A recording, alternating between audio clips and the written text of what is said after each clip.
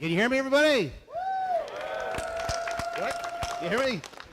Hey, thanks for sticking around, everybody. Welcome. This is the 30th anniversary of Back to the Future 2 panel. All right. You know how hard it is to find a DVD in this town? Because they said you can't have a Blu-ray. So I had to go buy one because it's like, can I admit I don't own the DVD of Back to the Future? Okay, my name is Jeff Tucker. I'm the host of a podcast called 91 Reasons. There you go. Oh, yeah. I wrote this book called Your Friend in Time, How Back to the Future Changed My Life. Because when I was 13 and saw Back to the Future, it literally changed my life and made me want to be a writer. And when the movie was in the theaters and it ended, it didn't say to be continued. That was strictly on the video release. And I got my video the spring of '86 on beta. Fantastic. Yeah. And when it said to be continued, I lost my mind because they're going to make a sequel, right? Of course, it took 3 more years for that sequel. So, here we go. So what happened was, this is before the internet. I know, imagine a time before the internet. I called every movie theater in town to find out who had the Back to the Future 2 trailer. I paid full price to see Look Who's Talking. I watched the trailer, and then I left. But here we go, folks, the trailer for Back to the Future 2.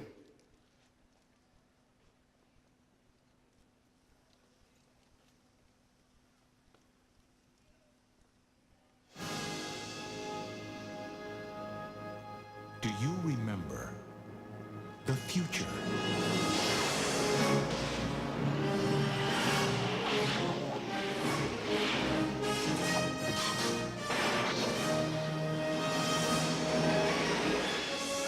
You've got to come back with me. Where? Back to the future. Are we back? We're back.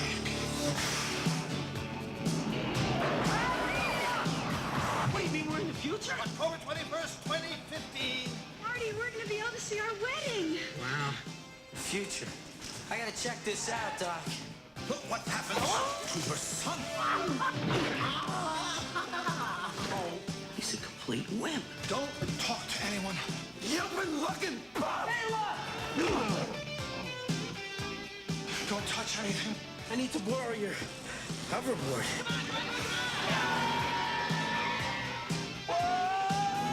And try not to look at anything. I didn't invent the time machine to win at gambling. I can't lose. I invented a time machine to travel through time. Hey, Doc, I'm all for that. What's wrong with making a few bucks on the side? Now, the time continuum has been disrupted, creating an alternate 1985. There have been a few changes. It's like we're in hell or something. No, it's Hill Valley, although I can't imagine hell being much worse. But they'll all be back. Eat less, slackers! Biff? Hello? Hello? Anybody home? Well, that can't be you. You're so big. Michael J. Fox. Christopher Lloyd. Michael J. Fox. Well, like a couple of teenagers, you know? And Michael J. Fox. Is it you? Steven Spielberg presents a Robert Zemeckis film, Back to the Future, Part 2.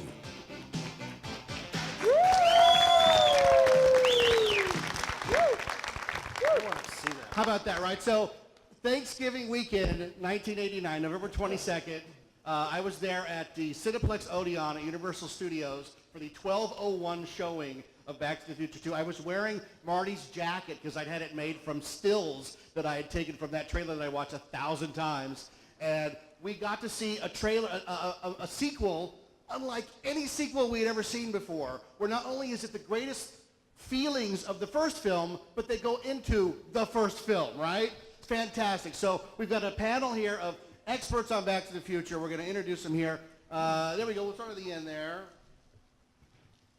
All right, Dangerous Bob. There he is. Dangerous Bob comes from a third-generation film family. His granddad flew airplanes for such greats as Howard Hughes, Clark Gable, Errol Flynn, David Niven, and many more.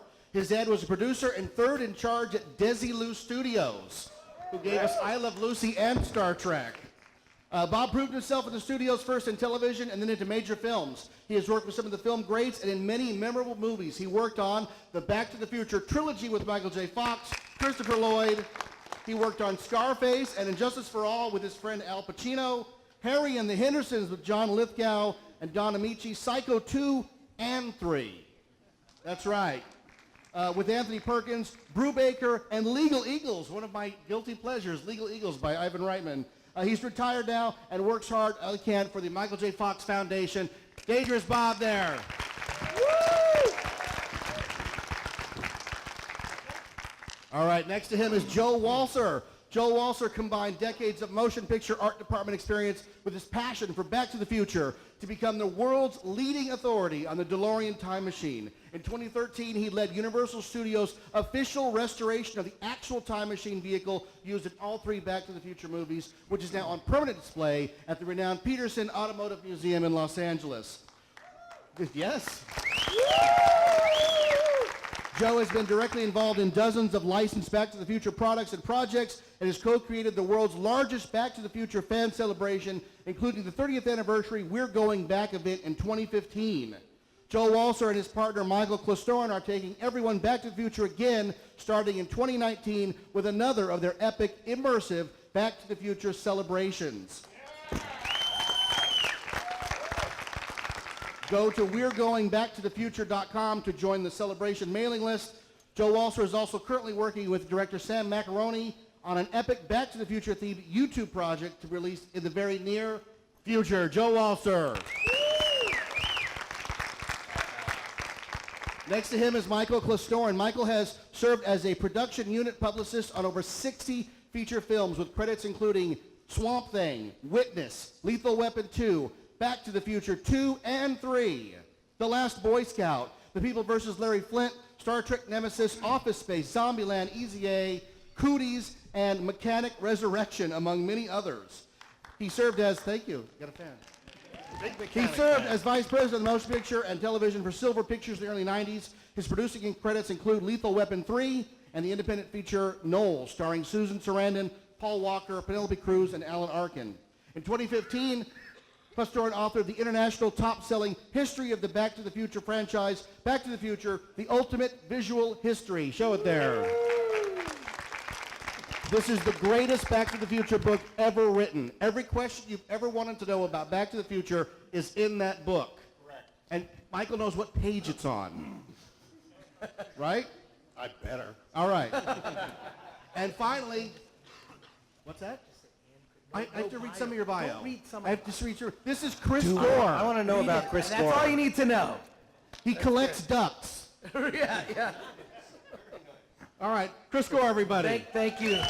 Honored to be on the panel. Chris, earlier today interrupted his parents' meeting, so he's not going to be here for very long. So, Chris, tell us about your memories of Back to the Future 2 before you fade away. Oh my God. Well, one, seeing Back to the Future 2, and I don't remember when we saw it if we knew that there was going to be a 3. Like there wasn't. We live in an age now where every piece of movie news is just out there. We know everything. We know that there's going to be an episode 9 and whatnot. But I don't recall, and I remember thinking at the end of Back to the Future 2, my memory was, I don't know how this is going to get resolved. I have no idea.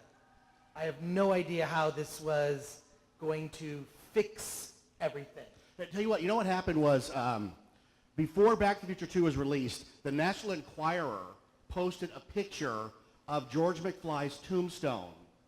And I remember getting the issue, and I worked at the video store, so all of us nerds were gathered around going, well, how could he have died before the events of the first film? I don't understand, because we had no idea what the plot was going to be. Do you remember that happening, Michael? I do. As a publicist, it's your job, right? They tell me when they're not pleased that something was in the Enquirer. So, yeah, it's not as, it wasn't as bad as it is today, where, as Chris said, there are no secrets anymore. Back then, you didn't carry a TV studio in your pocket. Right, So, exactly.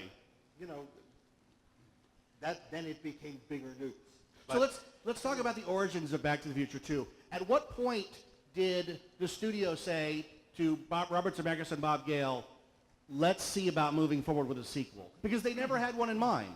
Well, they didn't quite put it that way, but about a week or so after the movie was heading towards box office smash, Sid Sheinberg, who was the head of the studio, went to Zemeckis and Gale and said, well, let's start doing Back to the Future 2. And that wasn't necessarily something that Zemeckis or Gale were interested in doing. First of all, as Chris pointed out, or Jeff pointed out rather, there wasn't necessarily going to be a sequel because nobody expected the movie to be a hit. So they were just going along, and then suddenly it became the biggest movie of 1985. Zemeckis and Gale were not big fans of sequels, and they basically told that to Universal. And Universal said, okay, here's the deal. Back to the Future is our real estate. We own it. There's going to be a sequel to Back to the Future. You can be with us, or you can just come to the theater when it opens. We are altering the deal. Pray we don't alter it any further. That's right. So Gale and Zemeckis said, okay. They had to think fast, and they said, all right, here's the deal. If Michael J. Fox, Christopher Lloyd, Lee Thompson, Tom Wilson, all those people come back. And Crispin Glover. And, well, Right? Yeah. Too soon. then we will be involved. And they went to everybody except for Crispin Glover. and everyone said yes. If Zemeckis and Gale are back, we're back. Now, to their credit, they did hold production as long as they possibly could to try to get Crispin Glover back in the film. They did. Because they had every intention of having him back. They did. They went through a number of iterations of the script where George was either alive or dead. Yeah. And in the end, it was both. Can we talk about, we were talking earlier, the original script for Back to the Future 2 is much different than the one that got filmed. There was an original draft with a completely different plot. It's not that it was a completely different plot. There were certain things that were the same, but it veered off. When they wrote the first draft of the script, they went to the future. Gale and Zemeckis said, we painted ourselves into a corner. They have to go to the future. We have to go to the future. We have to deal with Marty's kids. Because that was just a joke. And they got caught, and then they felt when they were doing the sequel, they had to pay it off. From there, they still had the hoverboard chase. They had all of that stuff. And they had the sports almanac plot. So they went back to the altered 1985, which was referred to as Biff Horrific. Where it split off from what we would come to know was they decided that Doc would calculate that the timeline had skewed off in 1967. Yeah. And Bob Gale explained that they chose 1967 because in the first movie, they had been to the history, the birth of rock and roll. So they thought maybe it would be fun to go to the birth of the counterculture. So Bob wrote it up. Zemeckis was off doing Who Framed Roger Rabbit in London. So he and Bob Gale came up with the framework. Bob Gale wrote the script. Isn't there correct me if I'm wrong, you're the man.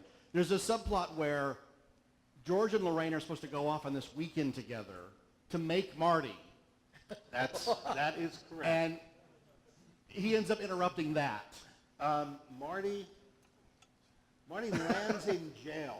Yeah, Marty's in jail. And Lorraine uses the money that was going to pay for their honeymoon trip to bail him out. And that's where Marty made that mistake again. It's a great idea because, Bob Gale's scripts are tight. But at some point, it was Zemeckis, I think, who said, we have a real opportunity here. And the real opportunity is we have something that we can do that a lot of movie sequels can't do. That's exactly right. Go back into the first film. We have a time machine. Yes. We can go wherever we want, whenever we want. So as the 1967 piece of the script wasn't quite what they felt was the right way to go, then it was Robert Zemeckis who came up with the idea to go back into the first movie. So then it started to fall into place as a script that we know, with the exception of the fact that then Zemeckis said, you know, I also like Westerns. So let's throw the fourth act. Let's make it a Western. Yeah. Bob Gale said, okay. And they ended up with an over 300-page script. Yeah, so they went to the studio head and said, we have good news and bad news. Well, no, first Or is the it good news studio- and great news? First, the studio looked at it. They figured out how much it would cost to make, and it was about $65 million. And they said, we don't care what movie this is. We are not going to make this the most expensive movie ever at that time. It seems crazy now. I mean, that's what Robert Downey Jr. makes for an Iron Man movie. And it would have been like a 3-hour movie. So Gale went back to Zemeckis and said, let me fool around with this. Let me see what I can do. So he fleshed out the Western, and then they said, okay. They went back to Universal, and they said, okay, we've got good news and bad news. The bad news is that we're not going to have Back to the Future 2 for the summer of 1988, or 89 rather. The good news is we'll have Back to the Future 2 for Thanksgiving of 1989, and Back to the Future 3 for the summer of 1990. And Mr. Sheinberg, who recently left us, said that's either the craziest thing or the most brilliant thing I've ever heard. and he gave them the okay to do it. And that's how Back to the Future 2 became Back to the Future 2 and 3. Nice. Thank you very much. Nice to see you all. I gotta go. So You one of the most iconic scenes in the film that wowed audiences was the dinner table scene where Michael J. Fox plays Marty McFly, Marty Jr., and Marlene McFly, and they pass food through each other and pour drinks. And Bob, you worked on that scene. Yes, it was, well, just to backtrack a second, we started prepping my partner for 19 or 20 of my 30-some years. John Zemansky, he was a preparing prop master. I was the set prop master. So he never didn't even care if an actor could use it or not, and that's why I was there. And so when we design props or things we do, I go, this won't work. I'm left-handed. If I can't do it, or I can't explain it to a right-hander. And so that was my part of it, was making sure that my actors could actually work with the prop. And we started, just to back up on what Michael says, when I got my hand on my first script, just about 4 months before production, it was called Back from the Future. Everything in 2 and 3 was in that script. And every day you're at the set, they're going to pull the plug on this. It's $70 million. They don't have the money. And everyone's, the head of the departments of wardrobe effects, Michael Lantieri at that point. Pardon me. We're from the big trees, way up in the big redwoods, 14 hours away. And this dryness is killing me, so pardon me. But, so this goes on in 1 month, I think, before we were shooting when they cut it out. All the heads of the department were in on a Friday, having our production meeting, end of the week production meeting, all the heads talking about the problems, anything we need to straighten out for next week. We get more money. And about 4 o'clock after a 4-hour production meeting, going around the table, everyone telling problems, what they've solved, what they can't solve yet. And gets a call, Steven Spielberg walks in and says, Bob, Sid Sheinberg and Lou Wasserman want us in the Black Tower. And we're going, so all the heads are there, no cell phones, and we're on the phones taking turns down in Amblin, calling our wives, saying, stop the production of that swimming pool. What hospital are you going to for the baby? Get a cheap one because we're out of work. And about 10 o'clock that night, 10:30, they come down and said, what are you all doing for the next year? That's when they cut it into 2 movies. And but getting back to that point, a lot of people don't remember that at that point, that it was called Back from the Future, and everything you saw, it was a big giant script, but everything you saw in 2 and 3 was going to work just in Back from the Future, because Bob didn't like sequels. That's why he didn't do Romancing the Stone 2, because they lived happily ever after. Nowhere to go after that. Now, on the self thing, so on the self-leveling, what we designed, and we're going around the production table, well, this new camera thing you've got, which we can't even understand yet because no one's seen it, how they're going to do this without something to line up, like the Patty Duke show or whatever. What happens when they pour the tea and then it's not the same height here and we cut here and everything's popping on the table prop-wise? Do I have to glue the plates down? Do I have to, I mean, we can't move a thing, right? You go, oh my God, that's right. So I said, I turned to Kevin Pike, I said, we have to come up with something self-leveling when they pour it. And Kevin Pike designed that. I got to make it work. I worked with him. Yeah, I can sell this to my I'm sorry, Michael Lantieri, yeah. And I mix them up. His first one was Kevin Pike, and then Michael Lantieri did 2 and 3. But so, a lot of people don't know that, and if you watch the movie, you can see when he pours it, that it comes right back and levels to the same height. So it will not pop in the scene. So, finally got to the answer. Sorry. But I just wanted to make the point that no one remembers it was one script in the beginning, Back from the Future. Because Bob and Bob didn't like making sequels, so they're going to just do one. Biff has defeated Chris's parents, and he's no longer existing. So, goodbye, Chris. There he goes. Into the space-time continuum. Yeah. So, again, the iconic dinner scene, it's one of the centerpieces of the movie. It seems so blasé now. We had never seen that many actors in one scene before. Because like you said, there was always a point where you could see where the lines were. And there's no lines. It's all cut so that they're interacting. And the camera moves, most importantly. That's the magic of Zemeckis, as he says, make it happen, right? And so they've got this set with all these props on it, and it's under threat of death. Anything moves for the shot, and what happens? Earthquake. They had an earthquake during production, so they're terrified to go in because they think they have to start all the footage over, and what happened? We skated by.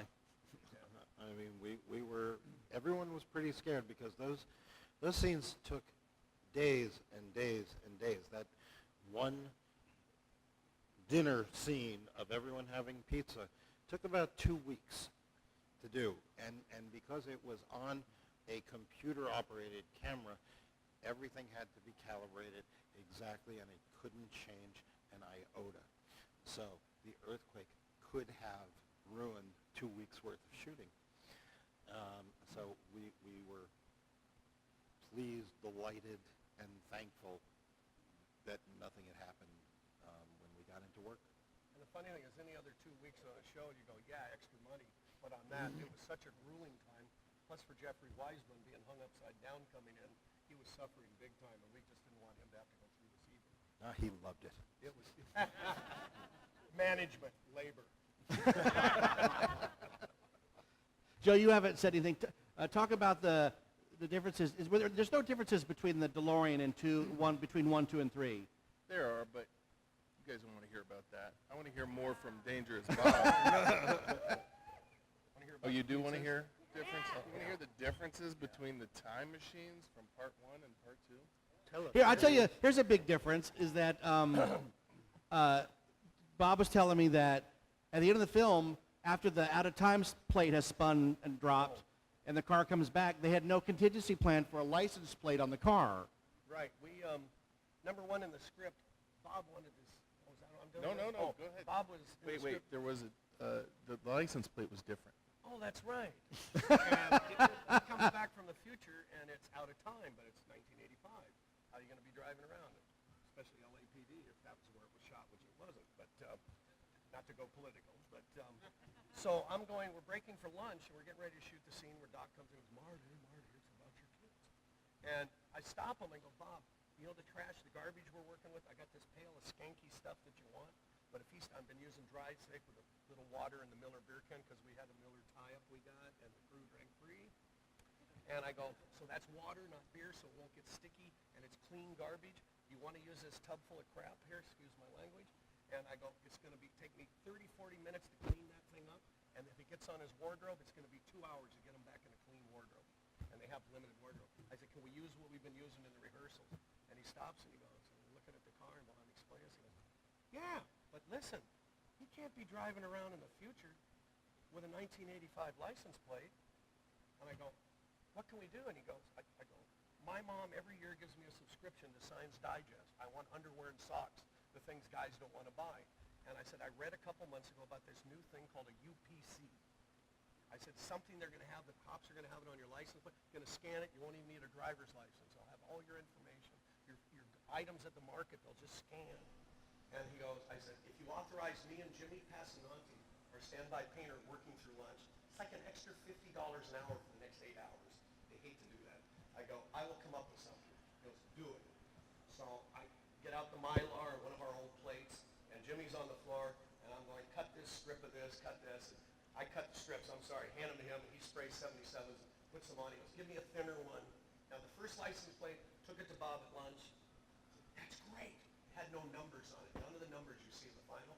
And the one on the plate when we shot it, they had to, ILM had to actually put the right one in, which we had the next day from Real Express, real metal ones, and they wanted numbers. The day we shot it, at least they got that, but ILM had to spend extra money for that. It was probably $5,000 to $10,000 in post to put on the numbers, which we had on all the plates after, which you can buy and you can get online or through dangerousbob.net. Invented the future plate. So I invented it. Thanks to my mom, bless her heart. Thank you. Yeah, no, it was just one of those things. One other thing on every show, especially the first one, every newspaper you see, every title, every date, did at least 15, if not 20 times till we got the time continuum right. We'd get a newspaper, going to shoot 2 days from now, and Bob Gale come and go, that's wrong, because they didn't have computers to check all this then, all the internet, and he had to do things through JPL labs, and the date would be off, one day would be off, that was actually a Wednesday, not a Tuesday, and we had to reprint everything.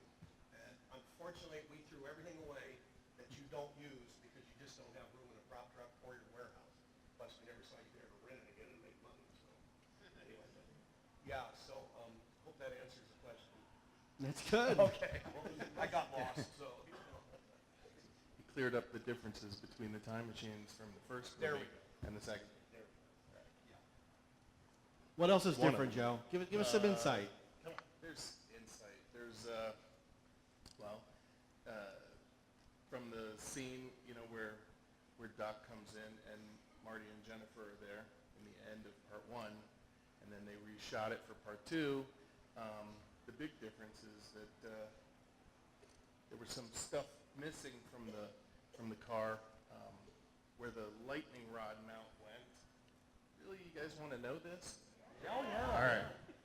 So, Yes. I don't know. I dealt with it for 5 months.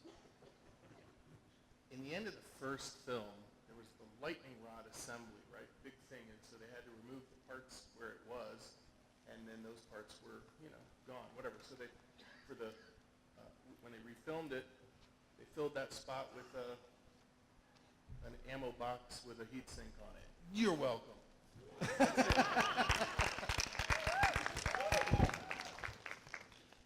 That's why people isn't that line in up, my Joe. book? It's not in that book. It's in the other book. And what's great about Back to the Future 2, why people keep watching it, is originally it was this idea of how much they got right as far as the technology goes. And they got so much of it right, and then they got a little bit of it wrong. The fax machine being probably the big one. Well, we also missed the fact that there were cell phones. Yeah, well, who could have predicted that, right? Yeah.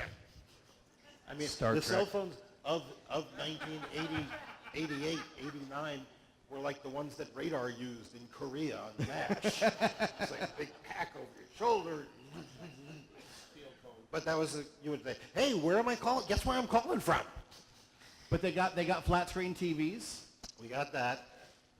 But the point is, we weren't trying to predict anything. These were all jokes. I mean, they had people come in and they said, well, here's where some things seem to be headed in terms of technology. Right. So Like the they- self-walking dog. Right. That's a great gag. That was a big one. That was why we had a big dog, because that harness weighed a lot. Oh, I bet. It would have lifted a chihuahua right off the ground. Michael, maybe you can answer this. And I'm putting you on the spot, so I apologize. But there seems to be, in a lot of Back to the Future 2, the editing is real choppy. And it seems like that was like a choice to make the future scenes seem a little more fast and fast-paced. Example, when Marty plays Wild Gunman, it's very choppy from, he doesn't walk to the video game. He looks at it, and then he's at the video game, and then he's pulling the gun. I've seen this movie a lot, folks. And he's pulling the, it's very choppy.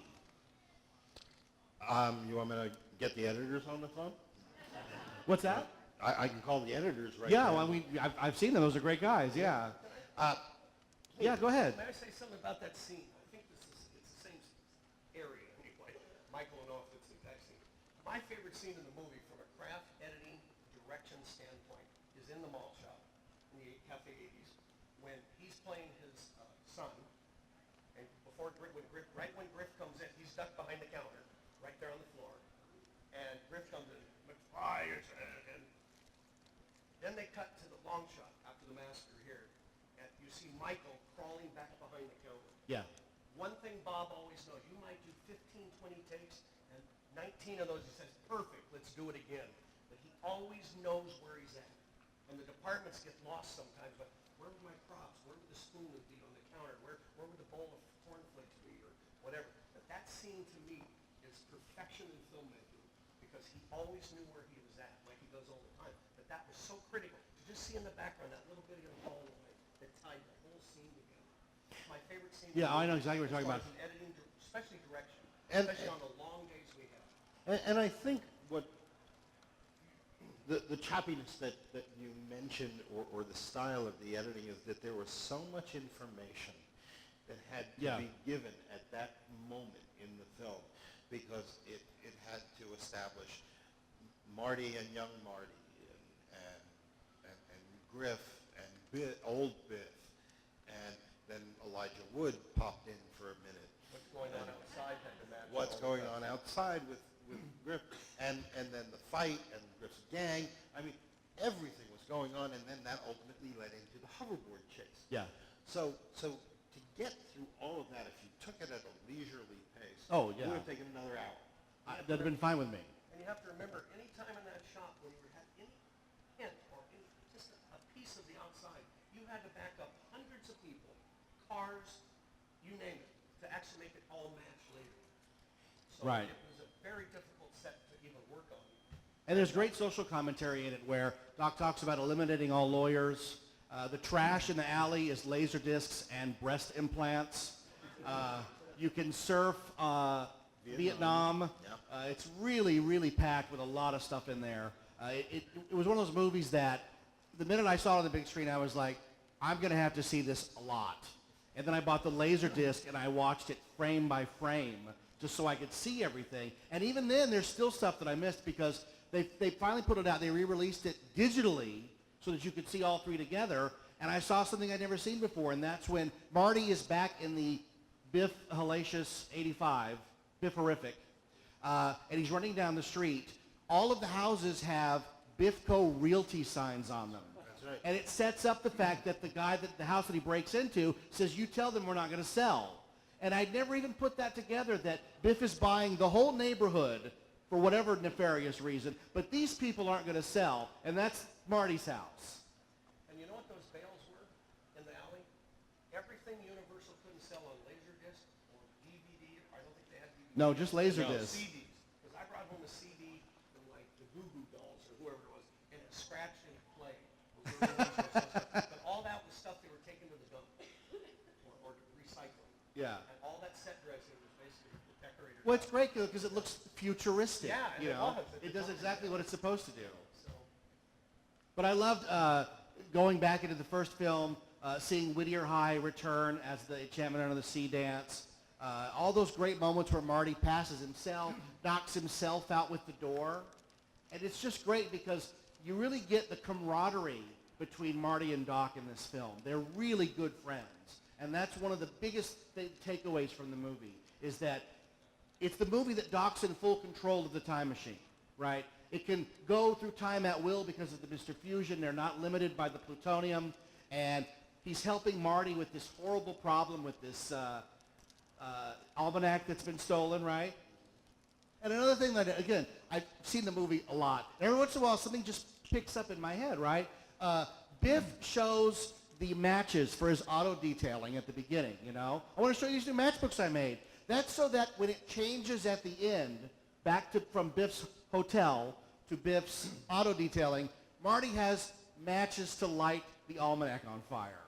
I never picked up on that until a recent viewing. And that's why I watched them again and again and again. and Does anybody know whose high school that was we shot at?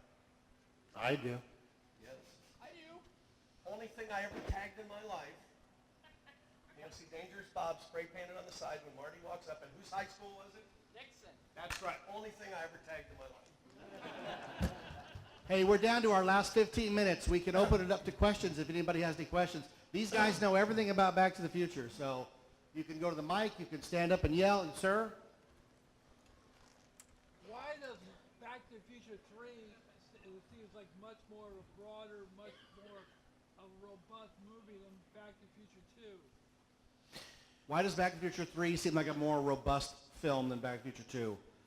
Well, It's telling a different tale. well, it's telling a different tale, but it's sort of reflected in the experiences that we had shooting it. Back to the Future 2 was darker.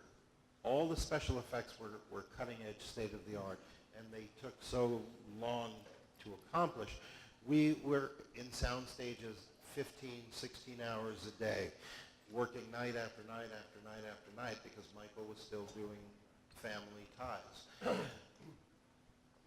When we got to Back to the Future 3, because also we didn't stay at Universal, we built Hill Valley of 1885 from the ground up in Northern California.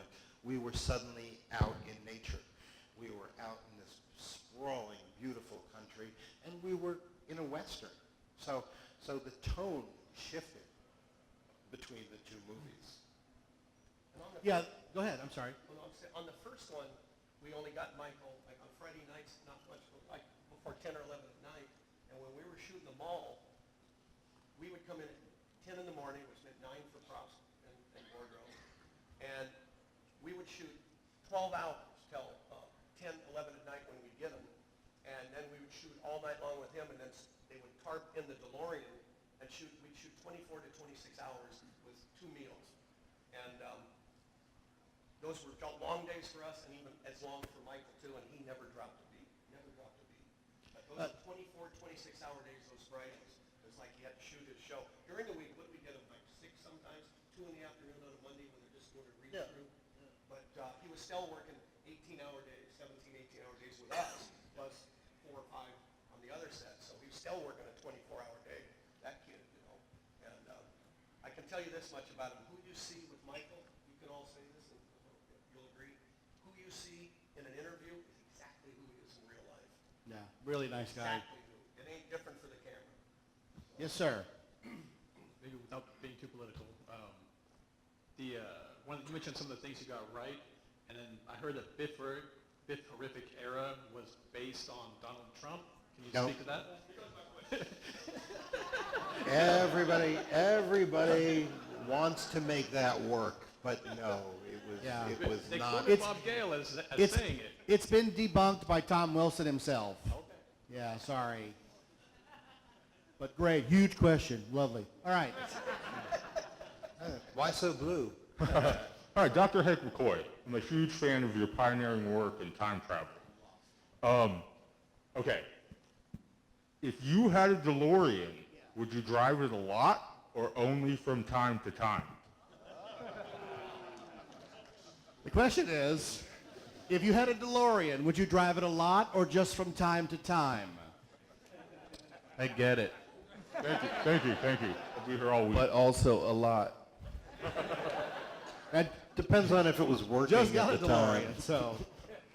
The DeLorean I have is a pedal car, so I can't really go that far in it. Now, when I had my time machine, I used to take it everywhere, 7-Eleven, get milk, whatever. People are like, did you drive this here? Nice. It's like Yes. any 80s or any antique car or classic car, how you build it back is how it's going to run. Carrie and Oliver Horner, who are one of the biggest contributors to the Fox Foundation, take their time machine all over the world for the Fox Foundation, and they drive it probably close to 80,000 miles a year. And drive it, that's their only car really, that they drive around. And when they're back on their ranch doing their art projects, they're going to make it in truck. But, Seeing a DeLorean on the freeway just makes you happy. It really does. Yeah. It really does. Thank you. Thank you. One more question. Anybody? Yes, right here in the front. Yeah. Is it just a coincidence that the trilogy nature of Back to the Future and Evil Dead Yes, yes it is. All right, one more question. Right there. Are you the Time Lord? Yeah, the Time Lord. I'm just wondering this. I think I can say for all you that Back to the Future ride was one of the greatest rides in theme park history.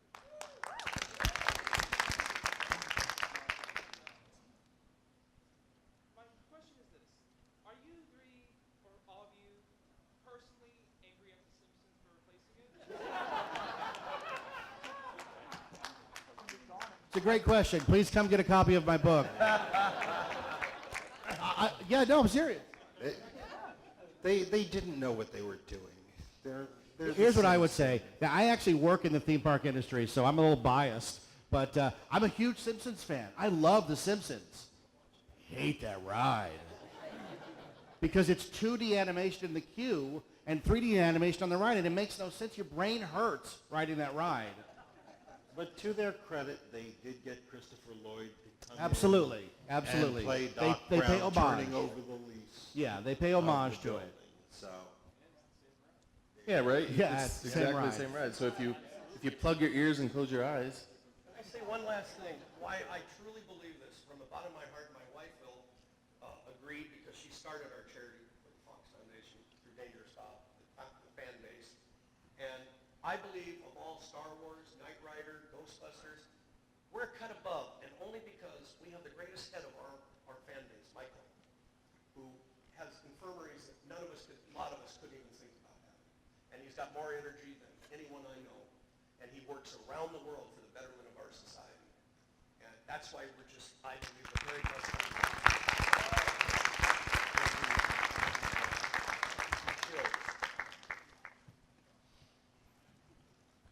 You think? No? Oh, that's it. No, we have a couple minutes. All right. Yeah. we're here all day. I was going to say, so I saw Back to the Future 2 1201, November 22nd, 1989, and later that day I went and saw it again, and I saw it again a few more times that weekend. I've never get tired of watching it. I make my kids watch it all the time. They can attest to that. I quote dialogue from it, and like Bob was saying, it's one of the greatest fandoms to be involved with because everybody is so nice, and I'm just a guy who liked a movie and wanted to be in the movie like nothing I had ever seen before, and now I get to rub elbows with the people who worked on the film and were instrumental in restoring the time machine, and I couldn't be happier in that fandom. And the only sucky part is there's not a lot to collect. There's not a lot to buy, and I grew up as a Star Wars guy who bought everything, and there's no Back to the Future bed sheets or curtains because I would have had all that. No, but there are some hoverboard skateboards left over from the 30th anniversary. They're officially licensed and they're extremely limited, and you can buy one tomorrow down at the Peterson exhibit. There's only like a couple left. What's the name of the maker, the greatest skateboard maker in the world? Madrid worked with us to recreate Marty's board and the pink hoverboard and the whole gang. How much time do we have, really? About 3 minutes. Okay. So there's that. And also, Michael Klastorin and I are going to be having another Back to the Future fan celebration in October. And tickets will go on sale soon. And also, Dangerous, you told me a cool story about the pizza hydrator, the food hydrator, and I think they would like to hear that. Okay, how many people know, you know the little ones that they put in? But you have 3 minutes. They were real. We had the, not Shakey's, Pizza Hut's going on tonight, the Shakey's thing. Pizza Hut girls, makers and stylists, their whole kitchen on our stage. And they made the big ones that Bob approved, and the little ones were real. Now, the bags we made up ahead of time were about half the size of the ones you see in the movie. They had about that much space on each side, and Bob approved that. Well, when we're rehearsing, and she's pulling out the big pizza, she goes, "That's too big. It's not enough difference between the other one coming out." I go, "Well, Bob, the package is only," I could make them smaller, but I goes, I need a small package. Once again, can you authorize me working through lunch and having meal penalty for 10 more hours? Thank you. Yes. So I was freaking out because I made those up through Earl Hayes and I cut them to that size that Bob approves, still too big. And I got my heat thing out and I cut them with a razor right down to where you see it, almost right up to the logo. Had the gals make me a pizza that would fit exactly like the big ones. And I took them to him at lunch and said, that's as small as they can be unless you want me to screw up the logo, and then they're going to hate us.